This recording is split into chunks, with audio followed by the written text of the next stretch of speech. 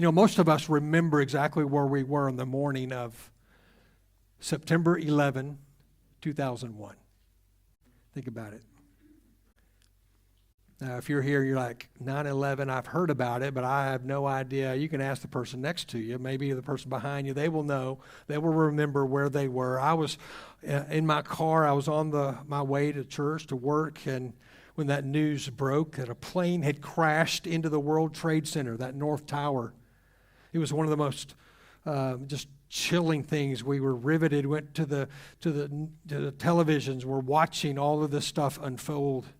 It's one of those mornings that really splits time in two, before and after.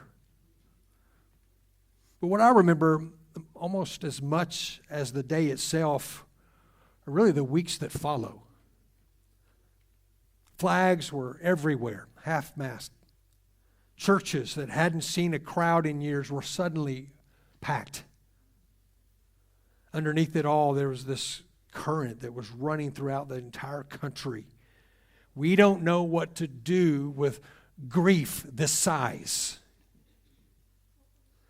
We don't have a category for it. People, I remember at my church there, we just improvised. We opened the doors and just had it open. We had music going, and people would come. People from the community just would come and sit in silence, or just with a little bit of music playing, and they would think and pray. We had vigils. We lit candles. We sang. Many went to church for the first time in years, because instinctively we knew that pain, this type of pain, needs somewhere to go. That instinct is right. Grief and deep suffering, that numb agony that we experience in life, it needs somewhere to go. It needs words. But here's I think the problem. Most of us really don't even know how to grieve. We've never been taught to grieve. Any students, anybody taking a grief class in high school, middle school? They don't have it. You just grow up, and even then you just get out in the world, and you just, until it happens, you face it right off, just usually out of the blue. Now, we do know how to distract ourselves from it. We know how to numb it. We know how to sometimes explain it away. We sometimes push through it with a smile, because that's what we think faith looks like. But what we don't often know is how to just truly, deeply grieve, how to lament. To bring our grief and our pain, our suffering honestly before God, and let it stay there long enough for us to be transformed. That's exactly what the book that we're looking at today was written for. About 2,600 years before September 11, Jerusalem had its own catastrophe. The Babylonian army had breached the walls of the city. They had come in. They had brought desolation. They brought the temple, just broke it to pieces and burned it to the ground. They dragged the nation into exile. It was, again, without any exaggeration, the single worst thing that had ever happened to God's people. And in the aftermath, someone sat down and did something, I think, just remarkable. He didn't look away from the wreckage, and he didn't sugarcoat it with just good answers. He wrote 5 poems that stare directly at the wounds and speak to God about it. And we call this book the Book of Lamentations. There's 5 chapters.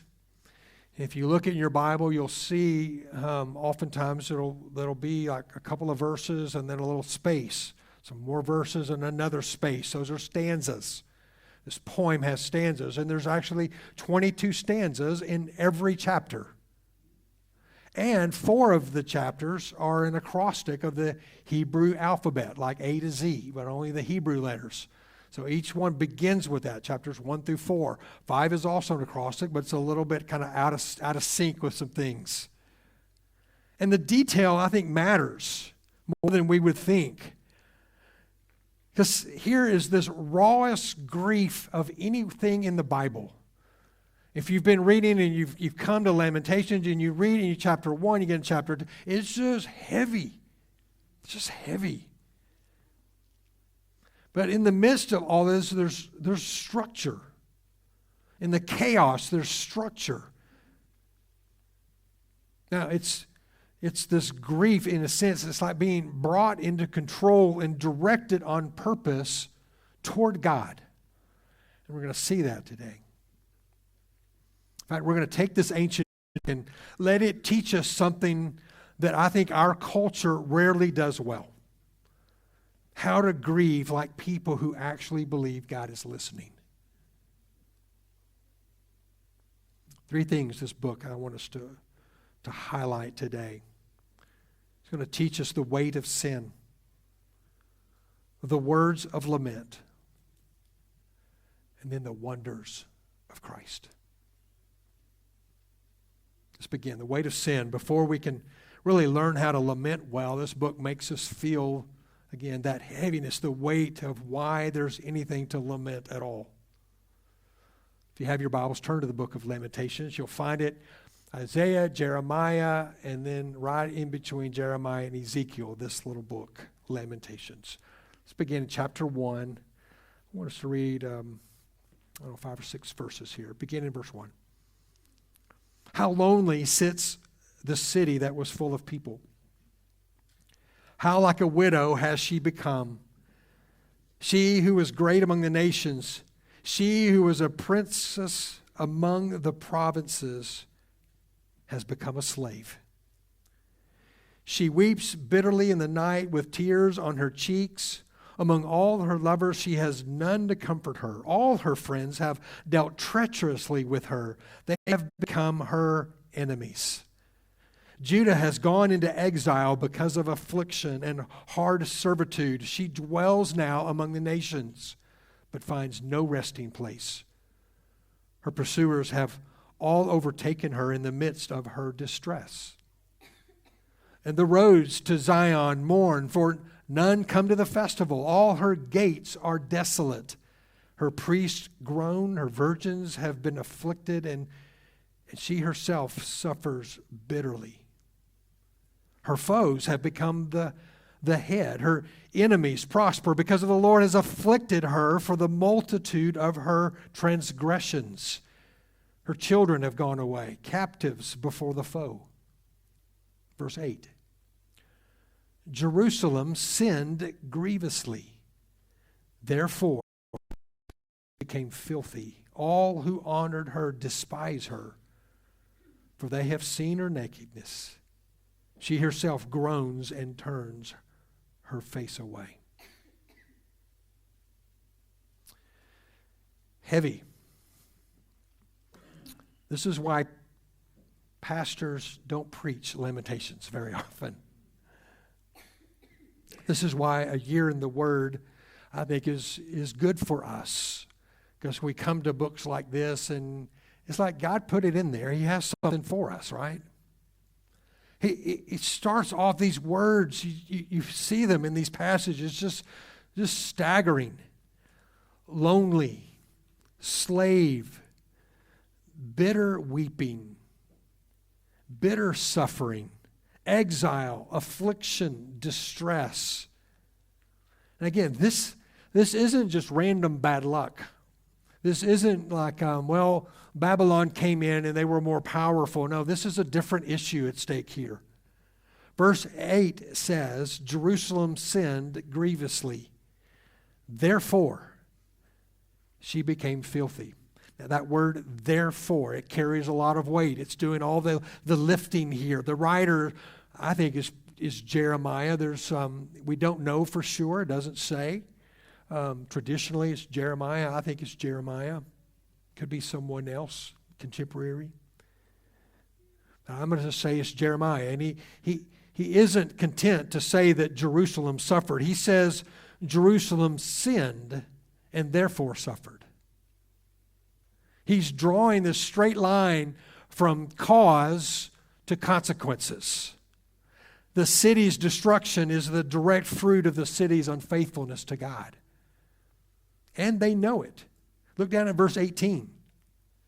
They admit it. They say, the Lord is in the right. He's right. Now this is maybe Jeremiah speaking or speaking on behalf of the people. Maybe it's a personification. The city is saying, all of the people in a sense are saying this. The Lord is in the right. I have rebelled against His word.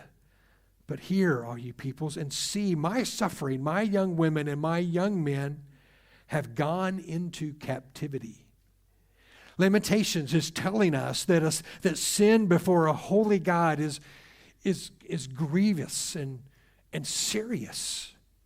And because God is perfectly just, sin cannot simply be just overlooked. God's not going to just say, I'm going to pass on this one. You guys will be okay. No, He's holy and just. And He was right to do what He did. To allow the Babylons to come in and, in a sense, be the instrument of judgment against their unfaithfulness. Why does this matter? Why point out this? Why, John, you're talking about sin. That's not a warm fuzzy. You know, we come on Sundays to get a little warm fuzzy, right? Have our ears tickled. This is, again, why we don't like to talk about limitations very much. We're brought face to face with sin and the consequences of being in a sinful world. You know, we live in a culture, and if we're honest, sometimes our church culture that has gotten very good at minimizing sin. We explain it away with our circumstances. We soften it with therapeutic language. We rush past it to get to the comfortable part, the forgiveness part, the grace part, because grace, I love talking about grace, and we'll get there. We're going to see it. But we love his hanging out in grace. Lamentations is not going to let us do that. It makes us, in a sense, uncomfortably. It makes us just sit in the weight of what's actually wrong before it ever gets to what God does about it. It's not cruelty. It's just honesty. It's like being put in a timeout. Anybody use timeout, parents? Anybody? What do you do with that? You want them to go and kind of sit. It's not just punishment. You want them to reflect. And it's kind of like what he puts us in a timeout, and we read all this stuff, and it's just so heavy. We see this, what sin does. That first sin in the garden and how cataclysmic it has been. It's how it affects everything. It affects their hearts, their people. They've rebelled against God. They are feeling the consequences of sin itself. You can't lament well what you refuse to name honestly. You can't grieve a wound you won't admit is there. Real healing, the kind that Lamentations is eventually going to offer us, starts with feeling the actual weight of what's broken, not just managing it.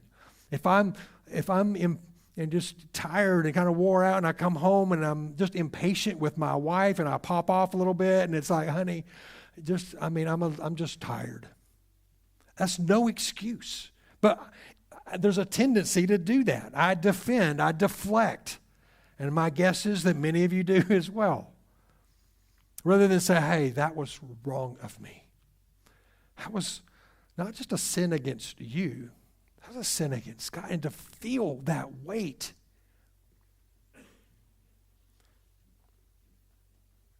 I thought about Pastor, what am I to do with this? What do I call our church to do? What do I call our folks to do in the midst of this? I think what we need to do is just take a moment and actually do what Jerusalem did a little bit later here when they said, hey, Lord, you are in the right. I have rebelled against the word. I have sinned. I think we have to not just hear Jerusalem's confession. We have to come and we make our own confession before the Lord. I'm not going to ask for a raise of hands and hand you a microphone. That's what we're talking about. But I want you to take a moment and look inside your own heart. I mean, seriously, just for this moment, look in your own heart. What sin are you struggling with? Not just struggling. What sin are you facing? Unforgiveness, anger, bitterness, lust, dishonesty, envy. What is it? What sin have you been minimizing, just waving it off as, well, that's just kind of how I am. That's part of my personality. Is it resentment or a critical spirit? Gossip? In what ways have you been selfish and prideful? Maybe this past week or the past month or the past year. Are you seeing it? Do you have it right there? Name it right now in your mind. Just name it. Don't let yourself off the hook the way we so often do. Don't call it just a struggle or an area of growth, or this is just part of my kind of the way I was brought up. See it for what Jerusalem finally saw hers to be. It's an act of willful rebellion and defiance against God. Feel the weight of that sin. It's uncomfortable. I don't like it. But it's supposed to be. We should never be comfortable with our sin. Never. Even the little things.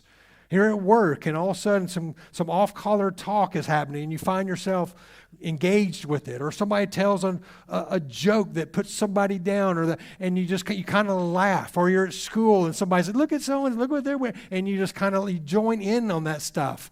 It's sin, and it grieves God. And we see it for what it is and be honest. In fact, that's the starting point before everything else that we're about to talk about. There's a weight to sin. There's a weight to it.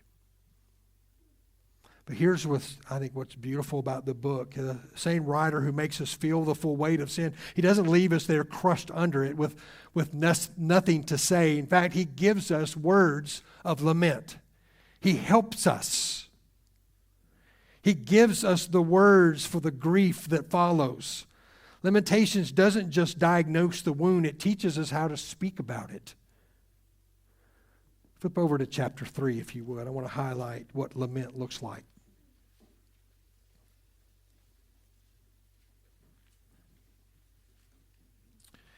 Again, you're going to feel the heaviness. It shifts. This book shifts. Sometimes it sounds like Jeremiah is talking about himself, and all of a sudden it seems like the city itself is speaking. Then it looks like the whole community is speaking.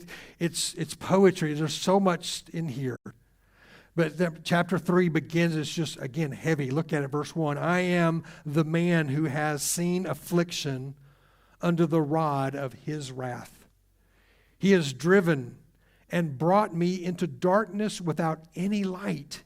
Oh, surely against me he turns his hand again, the whole day long.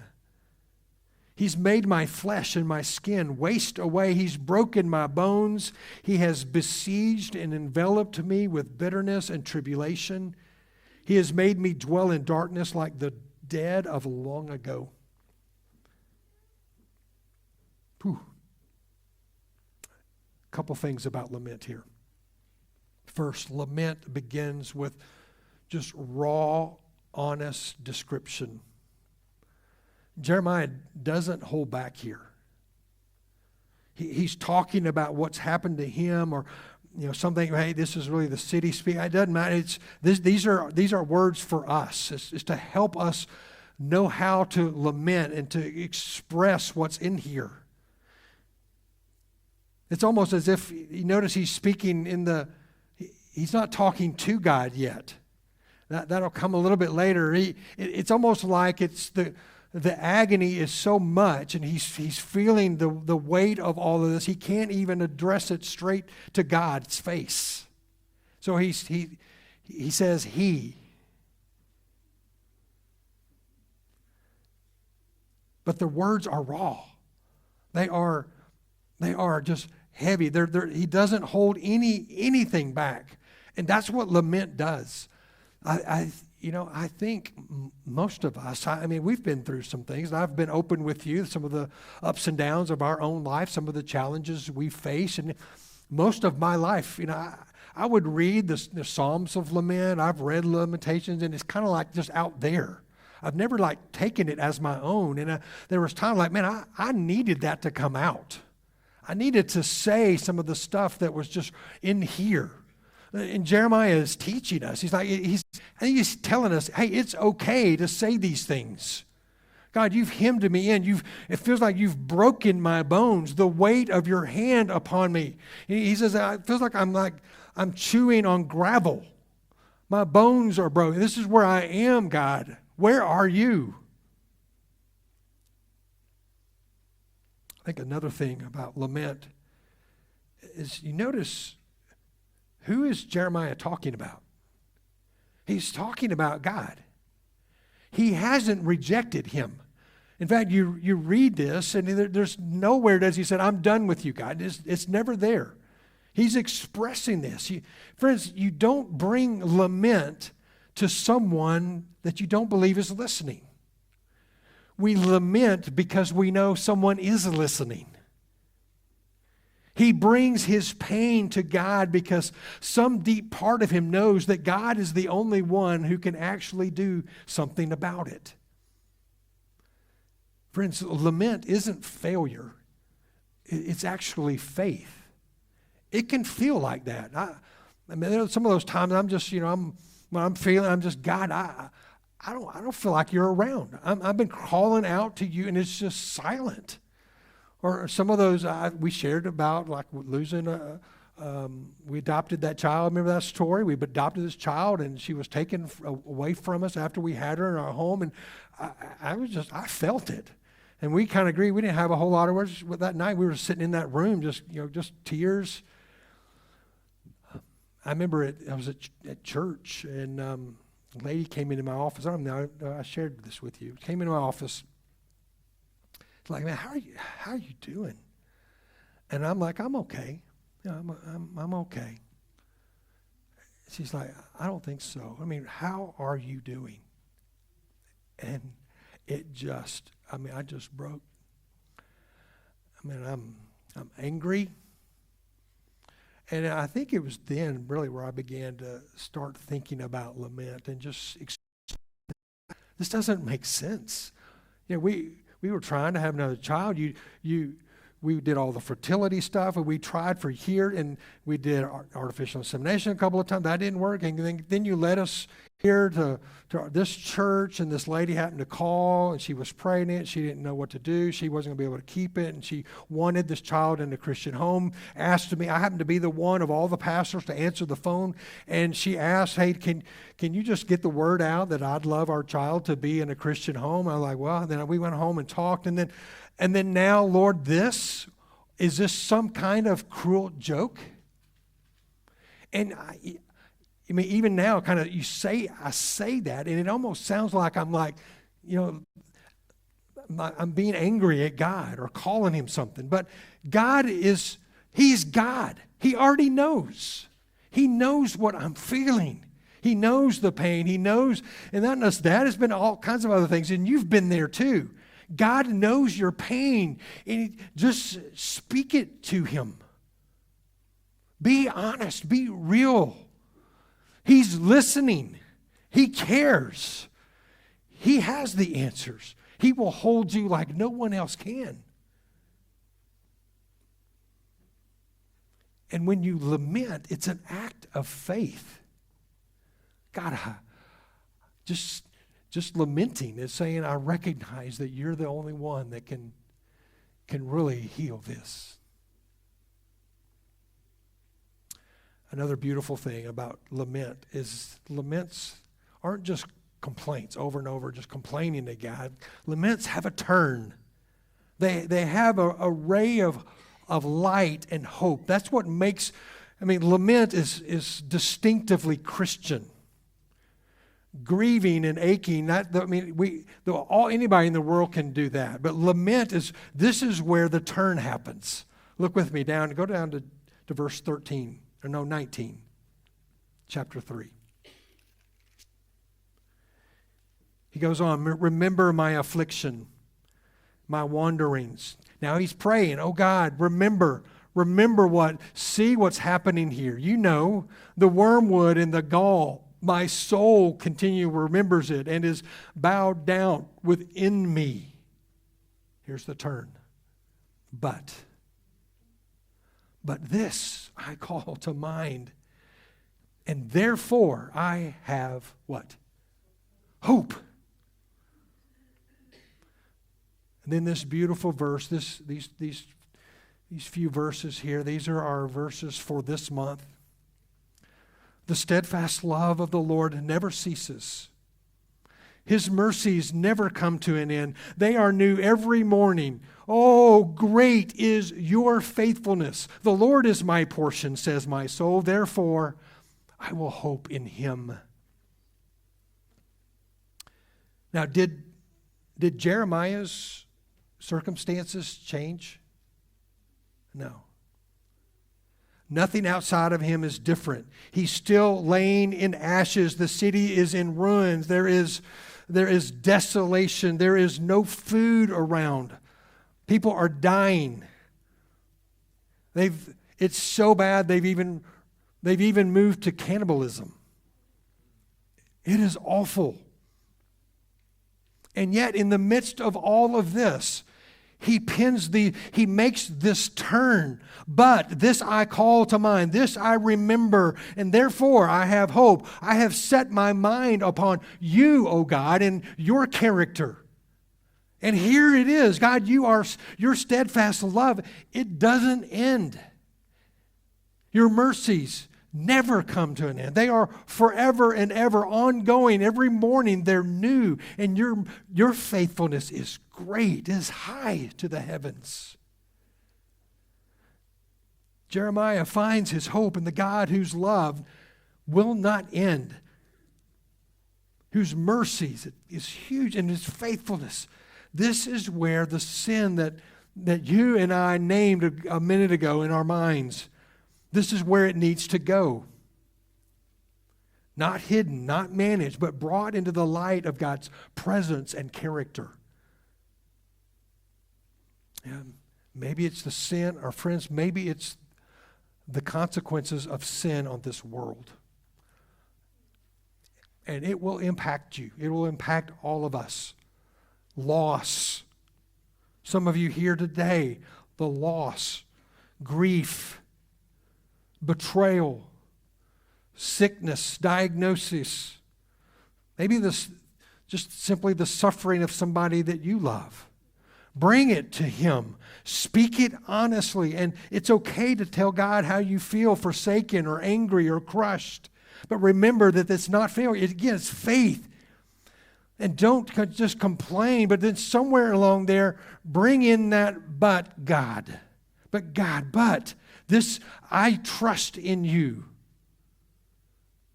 He's setting his memory upon God, and his heart changes.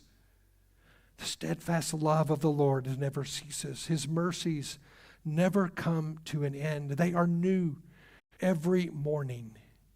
Great is your faithfulness. The Lord is my portion, says my soul. Therefore, I will hope in him. This is a great verse. Friend, if you want to memorize a verse, memorize this.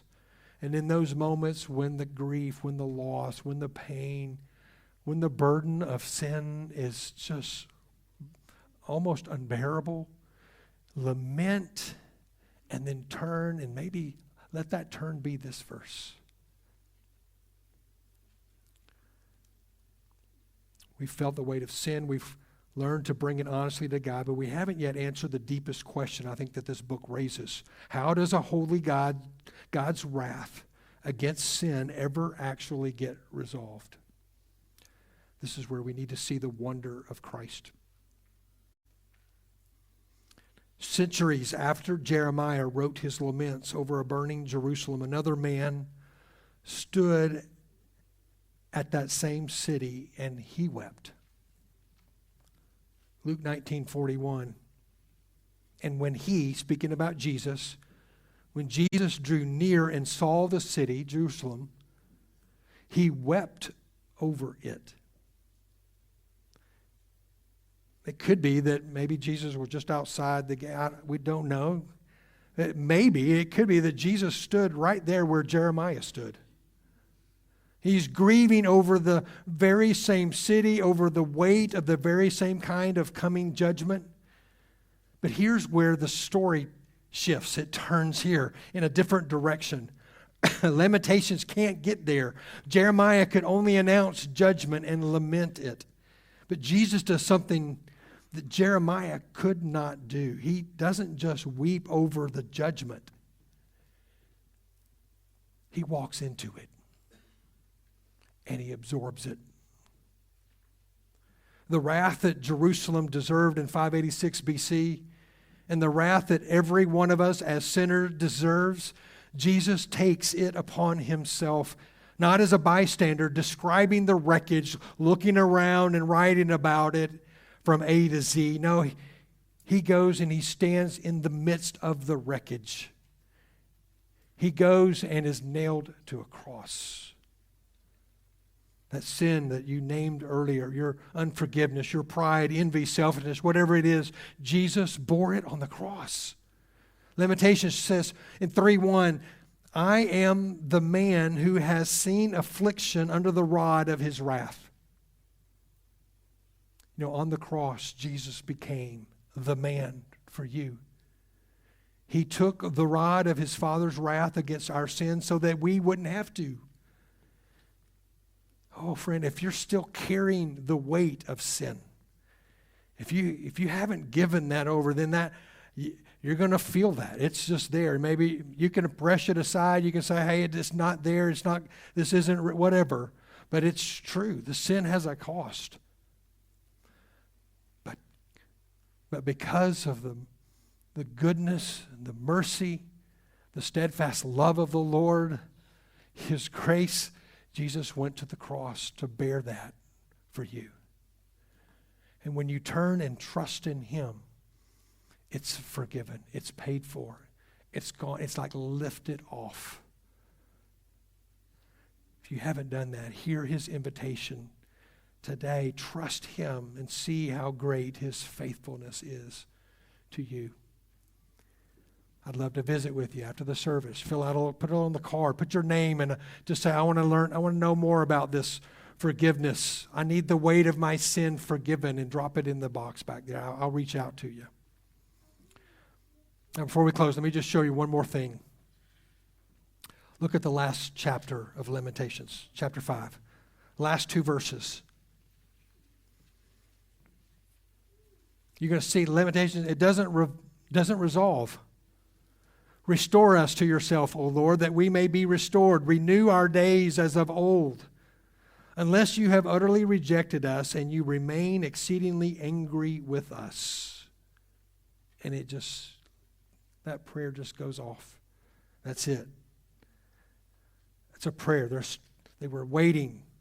It was unanswered. For 600 years after this book was written, God's people carried that unresolved ending with them, hoping and waiting, wondering if restoration would ever actually come. And then Jesus stood over Jerusalem as he's making his way in, and he weeps. 3 days after his own death outside the city walls, he walked out of the grave. And the restoration that lamentation longs for, Jesus secured. The ending that Jeremiah couldn't write here in these poems, Jesus wrote by his own resurrection and put an exclamation mark at the end. So here's here's where we are. Here's what I want to call you to do. Learn to lament. Learn to lament. You're going to need it one day. Maybe you need it right now. If it's because of your sin, name your sin honestly, not with excuses, but with honest confession. If what you experience is a result of the sin of this world, and you're feeling its consequences, then bring that before God. Bring that pain to Him with raw, unfiltered words of lament. But then turn it to who He is and what He's done. Fix your eyes upon Jesus, the one who bore your grief, carried your sorrows, and rose again so that your hope would be sure. Friends, it's because of Jesus is the mercy that are new every morning are yours. It's because of Him that we can say with Jeremiah, the Lord is my portion. Therefore, I will hope in Him. Father, thank you for this book. It's heavy. It's just thick with just downness. It's a slug to just read through. But there in chapter 3, you see this bright turn, this ray of hope. And God, you've given us this book to teach us what it means to lament. God, there's people in this room this very day who need to just cry out to you, to be honest, to let the words just fly. You can take it. You want it. You desire it. You are listening. And your love is great. Your mercies they're not going to come to an end. It does not end. It's just going to keep flooding mercy upon mercy. Every morning it's new and it's more and more. Your faithfulness is great. It cannot be extinguished or overpowered. You are faithful to us, even when the darkness is overwhelming. Oh God, help us lament. And help us to turn our eyes, to set our minds upon you, who you are. God, most of all, help us to treasure the one who bore it all for us, the man of sorrows, acquainted with grief, who took it so that we could be free forever and know joy everlasting. We give you praise and thank you in Jesus' name.